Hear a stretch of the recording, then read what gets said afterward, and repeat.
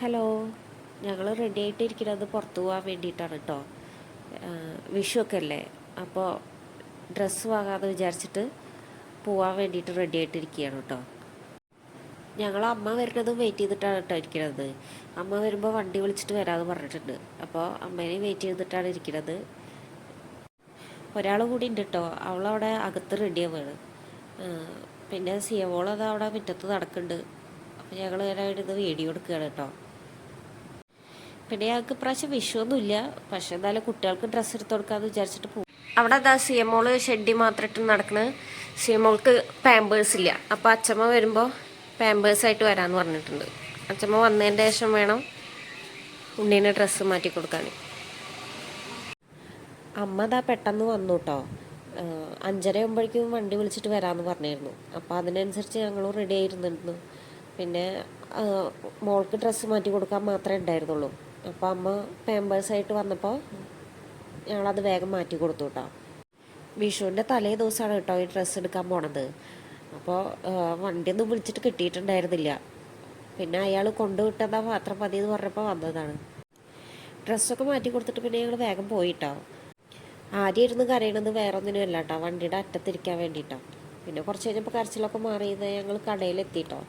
കടയിലെത്തിയിട്ട് ദേവൂട്ടിനുള്ള ഡ്രസ്സാണ് നോക്കിക്കൊണ്ടിരിക്കുന്നത്. ദേവൂട്ടിന് ഇഷ്ടപ്പെട്ട ഡ്രസ്സൊക്കെ പെട്ടെന്ന് കിട്ടിയിട്ടോ. പിന്നെ അവനൊരു ഡ്രസ്സ് ഇഷ്ടപ്പെട്ടാൽ അത് ഇങ്ങനെ ട്രൈ ചെയ്ത് നോക്കണം. ട്രൈ ചെയ്തതിൻ്റെ ശേഷമേ അത് വാങ്ങുള്ളൂ. ഇതവിടെ ഷോപ്പിൽ ഒരു പ്രതിമേമ ഇങ്ങനെ ഡ്രസ്സ് ചെയ്ത് വെച്ചിട്ടുണ്ടായിരുന്നതാട്ടോ. ദേവൂട്ട് അത് അവിടെ ഡ്രസ്സൊക്കെ മാറ്റിയിട്ട് ഈ ഡ്രസ്സ് മതി, അവനിത് നല്ല ഇഷ്ടമായി എന്ന് പറഞ്ഞിട്ട് നിൽക്കുകയാണ്.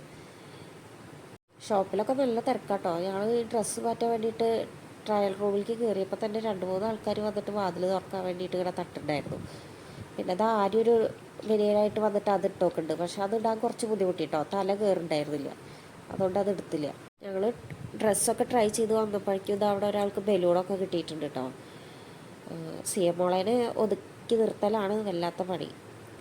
ഇതിപ്പോൾ അമ്മുള്ള കാരണം അമ്മു നോക്കി.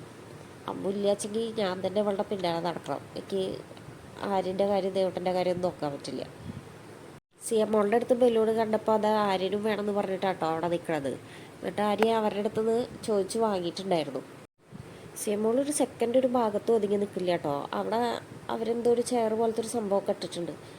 അവർക്ക് എന്തോ കയറി എടുക്കാനുള്ളതാ തോന്നുന്നു. അതുമ്മേക്കൊക്കെ പിടിച്ച് കയറുക, പിന്നെ ആ അവർ ഡ്രസ്സ് വിരിച്ചിരുന്ന ടേബിളിന്മേയൊക്കെ കയറി നിൽക്കുക, അതൊക്കെയായിരുന്നു പരിപാടി.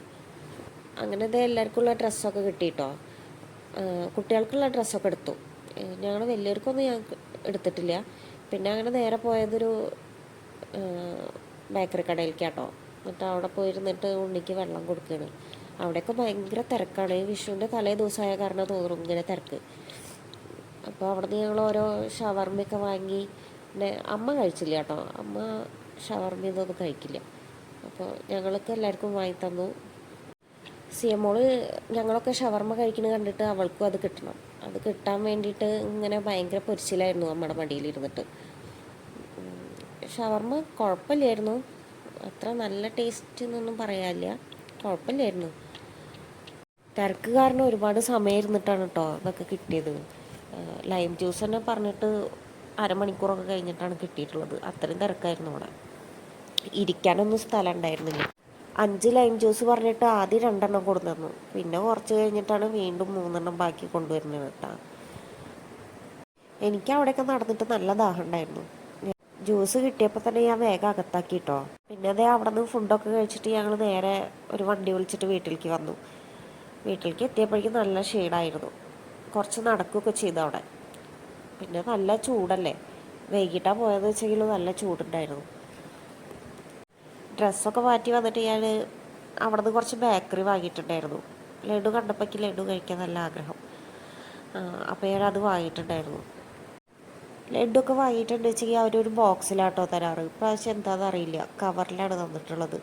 പക്ഷെ ലഡു അതാകെ പൊടിയും ചെയ്തു. ലഡുവൊക്കെ കഴിച്ചിട്ട് കുറേ ആയിരുന്നു കേട്ടോ. അപ്പോൾ എനിക്ക് നല്ല എന്താ പറയുക, നല്ല ആക്രാന്തം ഉണ്ടായിരുന്നു കഴിക്കാൻ വേണ്ടിയിട്ട്. പക്ഷെ കഴിച്ച് നോക്കിയപ്പോൾ ഞാൻ വിചാരിച്ച പോലത്തെ ലഡു അല്ലായിരുന്നു കേട്ടോ അത്. അത് എന്താണെന്നറിയില്ല, ആ ലഡുവിന് അത്ര ടേസ്റ്റ് ഉണ്ടായിരുന്നില്ല. എനിക്കത്ര ടേസ്റ്റ് തോന്നിയില്ല. പിന്നെ പിറ്റേ ദിവസം ഞാൻ ഫ്രിഡ്ജിലൊക്കെ വെച്ച് കഴിച്ചപ്പോൾ എനിക്കൊരു കുറച്ചുകൂടി ടേസ്റ്റൊക്കെ തോന്നി. പക്ഷെ ഇപ്പോൾ കൊടുന്ന വഴിക്ക് കഴിച്ചപ്പോൾ എനിക്ക് അത്ര ഇഷ്ടമായില്ല. ഞാൻ വിചാരിച്ച പോലത്തെ ലഡു അല്ല അത്. എന്തോ ഒരു വ്യത്യാസം ഉണ്ടായിരുന്നു. സിയമോളും ഞാൻ കഴിക്കുന്നത് കണ്ടിട്ട് എൻ്റെ അടുത്ത് വന്നിരിക്കുന്നുണ്ട് കേട്ടോ. അപ്പോൾ ഞാനിങ്ങനെ കുറച്ച് കഴിക്കാൻ വേണ്ടിയിട്ട് കൊടുത്തു നോക്കി. പക്ഷെ അവളതൊക്കെ തുപ്പിക്കളയുകയാണ് ചെയ്തത്. അവൾക്ക് ഇങ്ങനെ മധുരത്തിനോട് വലിയ താല്പര്യമില്ല. പക്ഷെ മിഠായിയൊക്കെ കഴിക്കും. ഇങ്ങനത്തെ ഈ മധുരത്തിനോടൊന്നും വലിയ താല്പര്യമില്ല. അതുപോലെ ഫുഡിലൊക്കെ എന്തെങ്കിലും ഈ പഞ്ചസാരയൊക്കെ ചേർത്ത് കൊടുക്കുകയാണെന്ന് വെച്ചെങ്കിൽ അവളതൊക്കെ തുപ്പിക്കളയും. അവൾക്ക് അങ്ങനെ ഇഷ്ടമല്ല. ഒരു ലഡു ഞാൻ എങ്ങനെയൊക്കെയോ കഴിച്ചിട്ട് പിന്നെ വാങ്ങിയതല്ലേ എന്ന് വിചാരിച്ചിട്ട് കഴിച്ചതാട്ടോ. പിന്നെ ബാക്കിയുള്ള ലഡു ഞാൻ എന്നിട്ട് ഫ്രിഡ്ജിൽ കൊണ്ടുവച്ചു. കുട്ടികൾക്ക് വേണ്ടിയിട്ട് അമ്മ കുറച്ച് ഈ പൂത്തിരി, മേശപ്പൂ അങ്ങനത്തെ സംഭവങ്ങളൊക്കെ വാങ്ങിയിട്ടുണ്ടായിരുന്നു കേട്ടോ. പടക്കമില്ല കേട്ടോ, പടക്കം പൊട്ടിക്കാൻ പേടിയാണ്. പിന്നെ ഇവിടെ ഏട്ടനൊന്നും ഇല്ലല്ലോ, അപ്പോൾ പടക്കം പൊട്ടിക്കാൻ പേടിയായ കാരണം മേടിച്ചില്ല. ആദ്യമായിട്ട് മേശപ്പൂവൊക്കെ കത്തിച്ചതിൻ്റെ സന്തോഷത്തിലാട്ടോ ഒരാൾ തിരിഞ്ഞു നോക്കാതെ ബാക്കിലേക്ക് വന്നിട്ട് സൈക്കിളിന്മേൽ തട്ടിയിട്ട് വീണു. കയ്യിൽ പൂത്തിരിയൊക്കെ പിടിച്ചിട്ടാണ്. ഭാഗ്യത്തിനൊന്നും പറ്റിയില്ല.